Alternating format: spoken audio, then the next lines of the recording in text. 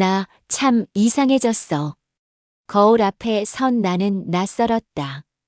50대 중반을 넘어서면서 몸에서 일어나는 변화들이 하나둘 느껴지기 시작했는데 그 중에서도 가장 당황스러운 건 예상치 못한 예민함이었다. 예전에는 무심히 지나치던 남편의 어깨에 스침에도 이제는 가슴이 두근거렸다. 아니, 두근거린다기보다는 뭔가 불편하고 거부감이 들었다고 하는 게 맞을까? 나도 모르게 몸이 움츠러들고 자연스럽던 스킨십조차 어색해졌다. 당신 요즘 왜 그래? 남편의 시선이 의아하고 차갑게 느껴졌다. 설명하고 싶었지만 뭐라고 말해야 할지 몰랐다. 내 몸에 일어나는 변화를 나조차 이해하지 못하는데 어떻게 남편에게 설명할 수 있겠나. 밤마다 뒤척이며 스스로에게 물었다. 이게 정상인가? 다른 여자들도 이런 걸까? 혹시 내가 이상한 건 아닐까? 검색창에 50대 여성 몸의 변화라고 치다가 지웠다. 누군가에게 털어놓기엔 너무 사적이고 혼자 끙끙 앓기엔 너무 답답했다. 남편은 점점 거리를 두기 시작했다. 내가 먼저 피하니까 그것도 자연스러운 일이었다. 아침 인사도 건성이 되고 저녁 식사 시간도 조용해졌다. 뭐가 문제야? 어느 날 남편이 물었을 때 나는 몰라라고 대답할 수밖에 없었다. 정말 몰랐다. 내 몸이, 내 마음이 왜 이렇게 변했는지. 사소한 말 한마디에도 서로 날카로워졌다. 화장실 불 끄지 않은 것, 리모컨 제자리에 두지 않은 것, 그런 것들로 다투게 되었다. 사실 그게 문제가 아니라는 걸 알면서도 진짜 문제가 뭔지 말할 수 없어서 엉뚱한 데서 화를 냈다. 20년 넘게 함께 살아온 우리가 왜 이렇게 서먹해졌을까? 그때는 몰랐다. 내 몸의 변화가 이혼의 씨앗이 될 줄은. 지금 생각해보니 그때 필요했던 건 서로에 대한 이해와 소통이었다. 하지만 우리 세대는 그런 걸 배워본 적이 없었다. 몸의 변화에 대해 터놓고 이야기하는 법도 서로의 마음을 들여다보는 법도. 그렇게 지내던 우리 부부는 이혼이라는 종지부를 찍게 되었다. 서류 한 장이면 끝이라고 생각했다. 20년 넘게 함께 살아온 관계가 A4 용지 몇 장으로 정리될 줄은 몰랐다. 법원에서 나오던 날 발걸음이 이상하게 가벼웠다. 무거운 짐을 내려놓은 것 같기도 하고 동시에 뭔가 중요한 걸 잃어버린 것 같기도 했다. 집으로 돌아와 문을 열었을 때 정막이 나를 맞았다. 예전에는 다녀왔어 하고 인사라도 했는데 이제는 아무도 대답해주지 않는다. 신발장에 내 신발만 덩그러니 놓여있는 모습이 쓸쓸했다. 첫 번째 혼자 하는 저녁 식사가 가장 어려웠다. 늘 두 사람 분량으로 밥을 했던 습관 때문에 쌀을 얼마나 넣어야 할지도 헷갈렸다. 반찬도 마찬가지였다. 김치 한 포기를 사면 혼자서는 언제 다 먹나 싶었고 결국 작은 포장으로 된 것들만 사게 되었다. 괜찮아, 익숙해질 거야. 스스로에게 말하면서도 밤마다 서글픔이 밀려왔다. 특히 새벽 3시쯤 잠에서 깨면 옆자리의 빈 공간이 유난히 넓게 느껴졌다. 그럴 때마다 이혼한 게 맞는 선택이었나 의심이 들었다.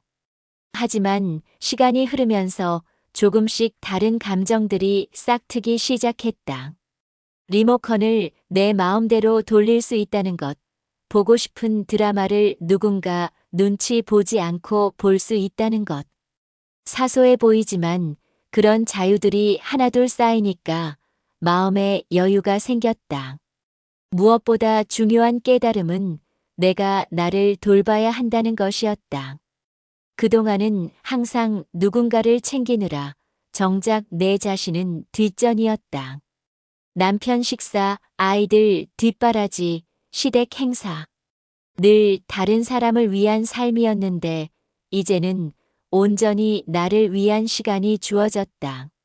처음에는 나를 위한 시간이 뭔지도 몰랐다.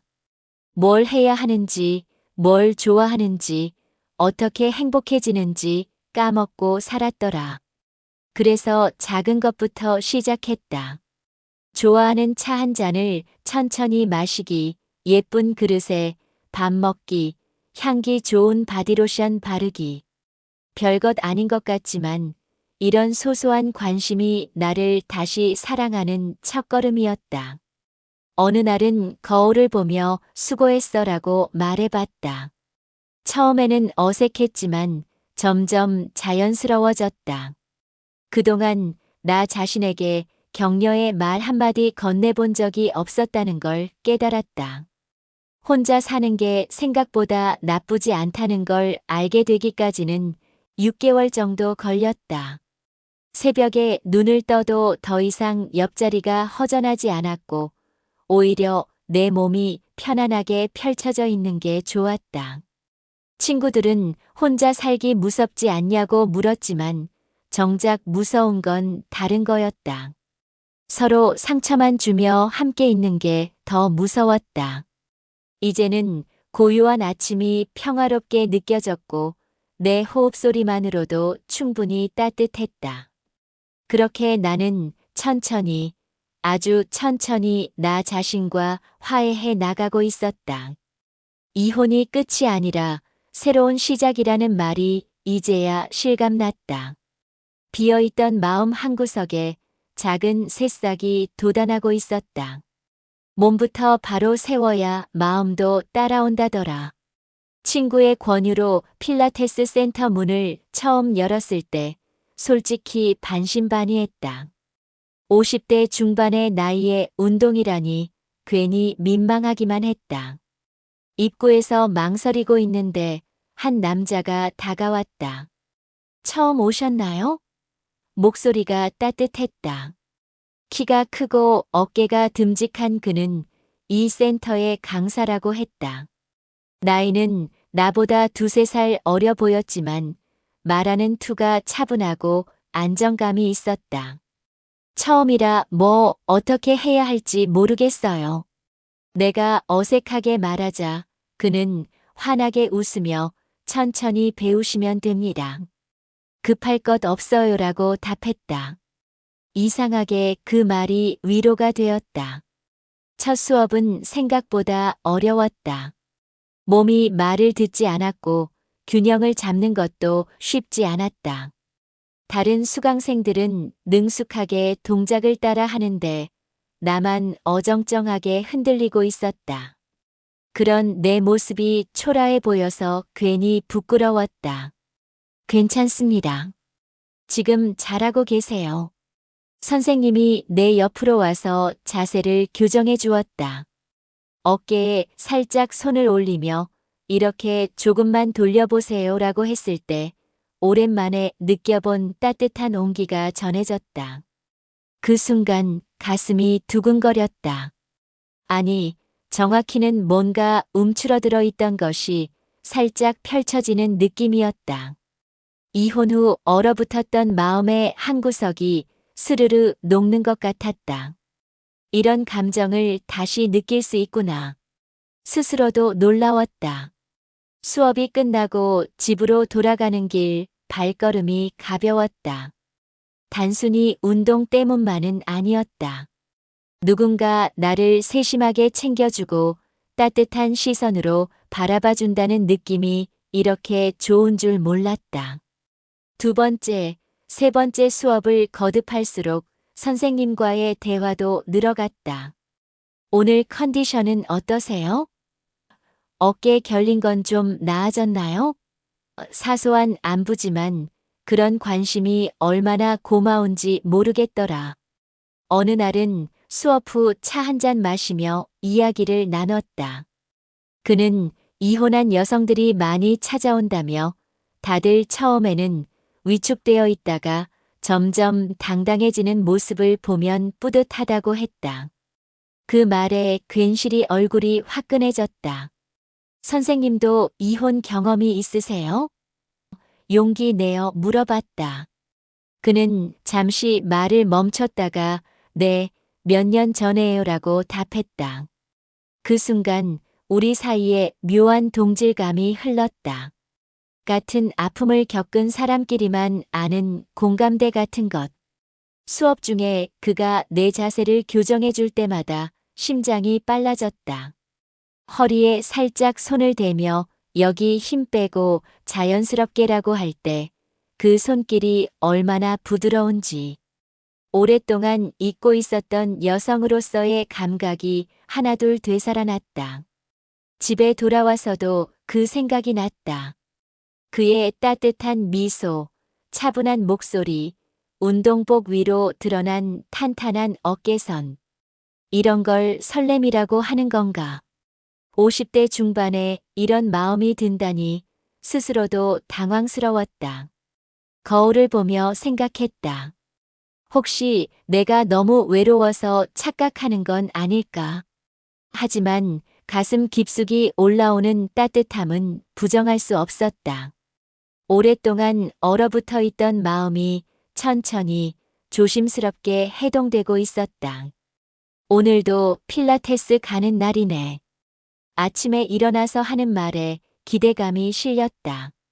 운동복을 고르는 시간도 길어졌고 거울 앞에서 보내는 시간도 늘어났다. 나는 다시 여자가 되어가고 있었다. 누군가의 아내도 누군가의 엄마도 아닌 온전히 나 자신으로서의 여자로. 그날도 평소처럼 필라테스 수업을 마치고 카페에서 차를 마시고 있었다. 선생님은 뭔가 말하고 싶어 하는 눈치였지만 계속 머뭇거렸다. 뭔 일 있어요?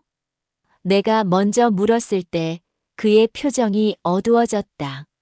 사실, 제가 말씀드려야 할 게 있어요. 그의 목소리가 평소와 달리 무거웠다. 가슴이 덜컥 내려앉았다. 좋지 않은 예감이 스쳤다. 결혼했습니다.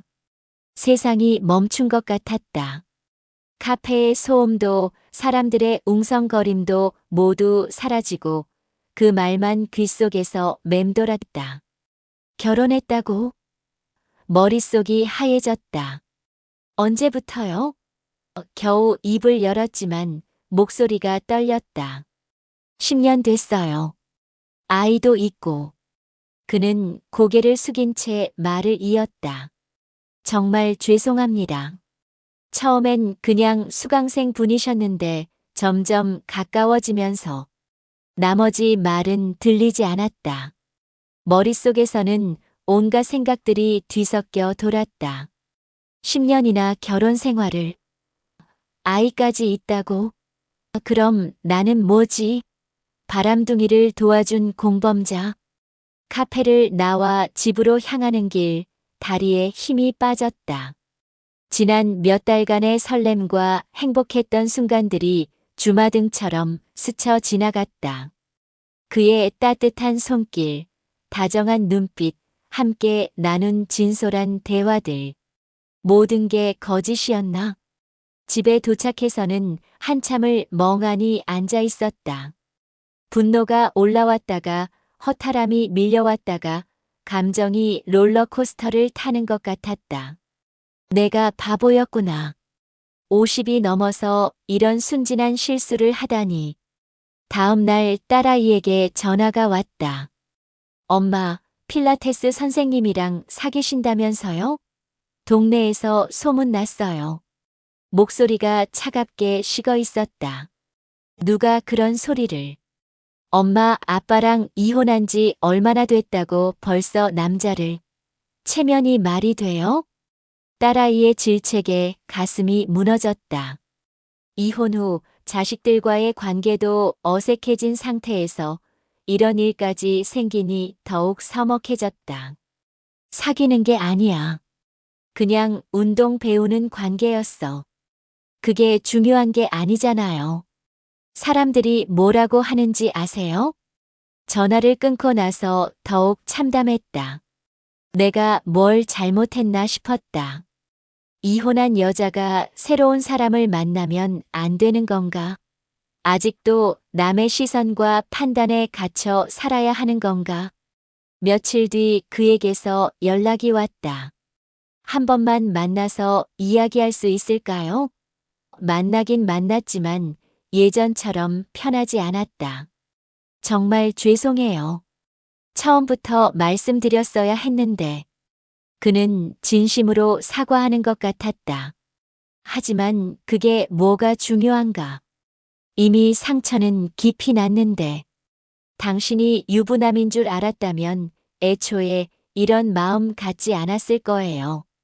내 목소리가 쓸쓸하게 들렸다. 저도 누군가의 가정을 파괴하는 사람이 되고 싶지는 않거든요. 아내와는 이미 관계가 끝났다시피 해요. 몇 년째 남남으로 지내고 있어요. 그의 변명이 공허하게 들렸다. 그런 말로 정당화할 수 있는 게 아니었다. 그래도 법적으로는 남편이시잖아요. 아이에게는 아빠고. 나는 고개를 저었다. 저는 그런 관계 원하지 않아요. 집으로 돌아와서 거울을 봤다. 지난 몇 달 동안 생기가 돌던 얼굴이 다시 초라해 보였다. 사랑이라고 생각했던 게 이런 것이었나. 밤에 잠자리에 누워 생각했다. 내가 너무 성급했나? 아니면 너무 순진했나? 50대에 느끼는 설렘이 착각이었을까? 하지만 분명한 건 있었다. 그 감정 자체는 거짓이 아니었다는 것. 다시 여자로서 살아있음을 느꼈던 그 순간들은 진짜였다. 비록 상대방이 잘못된 선택이었을지라도 내 마음만큼은 진실했다. 이제 정말 끝이야. 그렇게 스스로에게 말했지만 가슴 한구석의 아픔은 쉽게 가라앉지 않았다. 다시 한번 배웠다. 사랑도 배신도 상처도 나이는 상관없다는 걸. 그 사람, 아이 둘의 부인까지 있대. 언니의 말이 귓속에서 계속 맴돌았다. 내가 직접 확인한 건 아니었지만 동네 사람들 입에서 나온 소문치고는 너무 구체적이었다.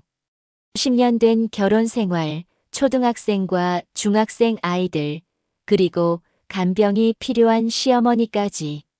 엄마가 바람난 여자로 소문났어요. 딸아이의 차가운 목소리가 가슴을 찔렀다. 동네에서 다 아는 얘기래요. 필라테스 선생님이랑 카페에서 다정하게 있는 거 여러 번 봤다고.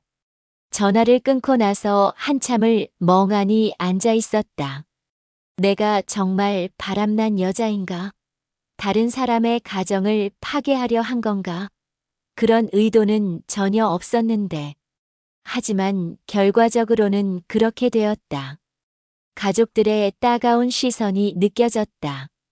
아들은 아예 연락을 끊었고 딸은 만날 때마다 엄마가 이럴 줄 몰랐다며 실망스러운 표정을 지었다. 시댁 식구들은 말할 것도 없었다. 이혼하더니 정신까지 나갔나라는 소리가 들려왔다. 정작 당사자인 그는 어떨까 싶어 연락해봤다. 미안해요. 처음부터 말했어야 했는데. 그의 사과가 허공에 맴돌았다. 미안하다고 해서 없던 일이 되는 건 아니잖나. 당신 아내는 알고 있어요? 내가 물었을 때 그는 한참 말을 못했다. 아직은. 그 순간 모든 게 명확해졌다. 나는 남의 남편을 빼앗으려는 사람이 아니었지만 결과적으로는 그런 상황에 연루된 거였다. 그것도 모르고 가장 견디기 힘든 건 자기 자신에 대한 실망이었다. 50이 넘어서 이런 바보 같은 일을 저질렀나? 거울을 볼 때마다 한심한 내 모습이 보였다. 어설픈 설렘에 사로잡혀 분별력을 잃었던 내가 부끄러웠다. 이제 그만 만나요. 결국 그에게 마지막 통보를 했다. 당신이 싱글이 되거든 그때 다시 생각해보죠. 지금은 안 돼요. 그는 기다려달라고 했지만 나는 단호했다. 다른 사람의 불행 위에 세운 행복은 진짜 행복이 아니라는 걸 늦게나마 깨달았으니까. 필라테스도 그만뒀다. 그곳에 가는 게 너무 어색해졌고 다른 수강생들의 시선도 부담스러웠다. 운동은 다른 곳에서 하기로 했다. 밤마다 후회가 밀려왔다. 왜 처음에 확인하지 않았을까? 왜 그렇게 성급하게 마음을 열었을까?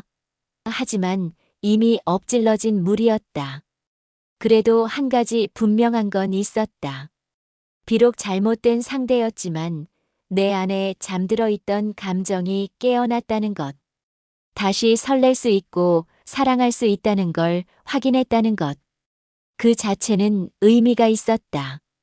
다음에는 더 신중하게, 더 현명하게 사랑해야겠다고 다짐했다. 실수는 했지만 포기하지는 않으리라.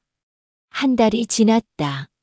필라테스 센터를 그만둔 후 집에만 틀어박혀 있던 나는 점점 위축되어 갔다. 거울을 보기도 싫었고 외출하는 것도 부담스러웠다. 동네 사람들의 시선이 따가웠고 아이들과의 관계도 예전 같지 않았다. 이러면 안 되는데. 스스로에게 중얼거렸지만 어디서부터 다시 시작해야 할지 막막했다.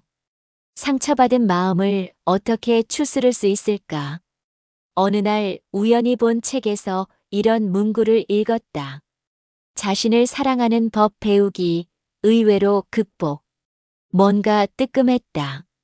나는 지금까지 나를 사랑해 본 적이 있나? 그날부터 작은 변화를 시도했다. 아침에 일어나면 거울을 보며 오늘도 수고할 거야 라고 말해봤다. 처음에는 어색했지만 며칠 지나니 자연스러워졌다. 새로운 취미와 삶의 태도, 변화도 필요했다.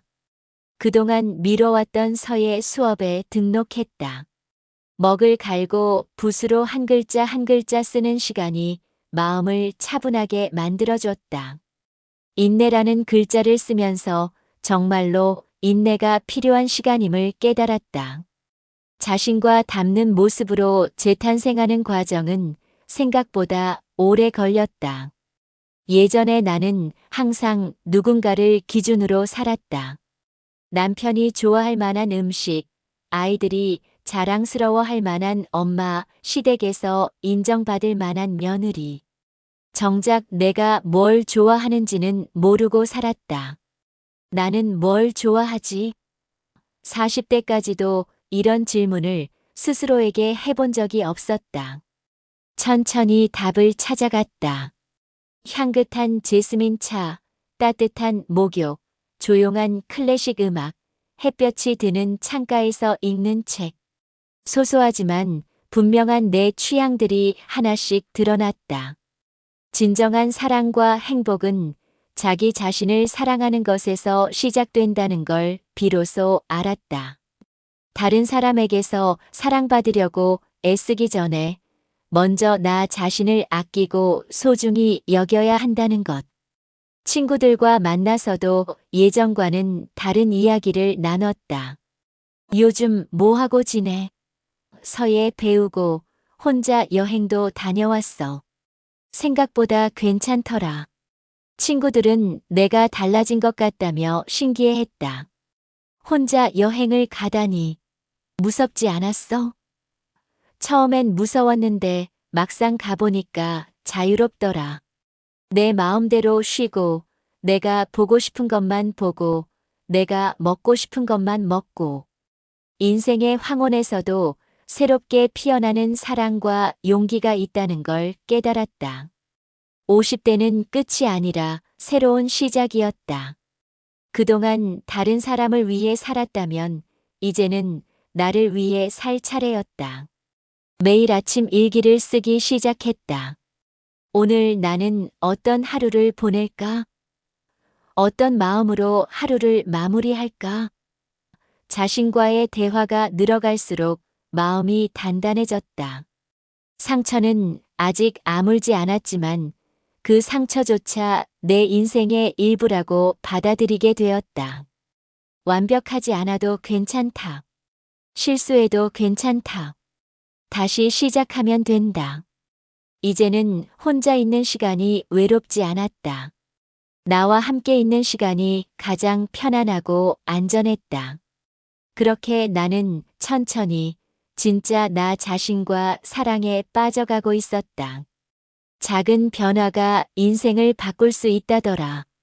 서예 선생님이 던진 그 말이 계속 마음에 남았다. 정말 그럴까? 50대 중반의 내 인생에도 그런 기적 같은 일이 일어날 수 있을까? 외로움과 상처를 딛고 당당한 자신으로 거듭나기까지 1년이 걸렸다. 그동안 나는 정말 많이 변했다. 아침에 일어나면 가장 먼저 나 자신에게 인사했고, 밤에는 하루 수고한 나를 격려해줬다. 작은 습관이었지만 그 작은 것들이 모여 큰 변화를 만들어냈다. 오늘은 어떤 하루로 만들어 볼까? 거울을 보며 스스로에게 묻는 것이 이제는 자연스러워졌다. 예전에는 하루하루가 그냥 흘러갔는데 이제는 내가 하루의 주인이 된 기분이었다. 서예 수업에서 만난 김 선생님이 어느 날 말씀하셨다. 글씨는 마음을 닮아간다고 하죠. 요즘 선생님 글씨가 많이 달라졌어요. 힘이 있으면서도 부드러워졌달까요? 정말 그런 것 같았다. 예전에는 조급하고 어딘가 비뚤어진 글씨를 썼는데 이제는 한 획 한 획이 안정되고 당당해졌다. 마음이 글씨에 고스란히 드러나는 거였다. 진정한 사랑과 행복은 자기 자신을 사랑하는 것에서 시작된다는 걸 비로소 알았다. 다른 사람에게서 사랑받으려고 애쓰기 전에 먼저 나 자신을 아끼고 소중히 여겨야 한다는 것. 이게 50대에 와서야 깨달은 인생의 진리였다. 어머님, 요즘 많이 밝아지셨네요. 동네 슈퍼 사장님이 말했다. 뭔가 다른 사람 같아요. 그런 말을 들을 때마다 뿌듯했다. 내가 변한 게 눈에 보일 정도라니. 인생의 황혼에서도 새롭게 피어나는 사랑과 용기가 있다는 걸 깨달았다. 50대는 끝이 아니라 새로운 시작이었다. 그동안 다른 사람을 위해 살았다면 이제는 나를 위해 살 차례였다. 어느 날 딸아이가 찾아왔다. 엄마, 미안해요. 그때 너무 심하게 말한 것 같아. 딸의 사과에 눈시울이 뜨거워졌다. 괜찮아. 엄마도 철없이 행동한 게 있었으니까. 근데 엄마가 요즘 정말 예뻐졌어요. 뭔가 자신감이 생긴 것 같달까요? 딸의 말에 웃음이 났다. 서예 교실에서 만난 박 선생님은 달랐다. 혼자 사는 지 5년 됐다는 그는 조급하지 않았고 나를 재촉하지도 않았다. 천천히 알아가면 되죠. 급할 거 없어요. 그의 말에서 여유와 성숙함이 느껴졌다. 저도 아픈 시간이 있었어요. 그래서 더 신중하게 되더라고요. 그가 털어놓은 이야기에 공감이 갔다. 상처받은 사람끼리만 아는 조심스러움과 따뜻함이 있었다. 커피 한 잔 마시며 나눈 대화는 편안했다. 서로 급하지 않았고 무리하지도 않았다. 그저 한 사람의 인간으로서 서로를 알아가는 시간이었다. 나이 들어서도 설렐 수 있다는 게 신기해요. 내가 솔직하게 말하자 그는 웃으며 대답했다. 오히려 나이 들어야 진짜 사랑을 알 수 있는 것 같아요. 젊을 때는 너무 성급했거든요. 이제는 확신한다. 인생의 황혼에서도 새롭게 피어나는 사랑과 용기가 있다는 것을. 50대, 60대라고 해서 사랑이 끝나는 게 아니다. 오히려 이제야 진짜 사랑이 무엇인지 알게 되었다. 자신을 먼저 사랑할 줄 아는 사람만이 다른 사람도 제대로 사랑할 수 있다. 모든 자신을 사랑하며 살아야 한다는 것. 완벽하지 않은 모습도 실수투성이인 과거도 모든 걸 껴안고 사랑하는 것. 거울을 보며 미소 지었다. 수고했어, 정말 많이. 이제는 진심으로 나 자신이 자랑스러웠다. 넘어져도 다시 일어섰고 상처받아도 다시 사랑할 용기를 잃지 않았으니까. 새로운 사랑이 시작될지 혼자여도 충분히 행복할지는 아직 모른다. 하지만 분명한 건 이제 나는 어떤 선택을 하든 후회하지 않을 것이라는 점이다. 인생은 60부터가 진짜 시작이라더니 이제야 그 말이 무슨 뜻인지 알 것 같다. 나이는 숫자일 뿐 사랑에는 정년이 없다. 다음에는 좀 더 활기찬 사연으로 찾아뵙겠습니다. 좋아요, 구독 부탁드립니다.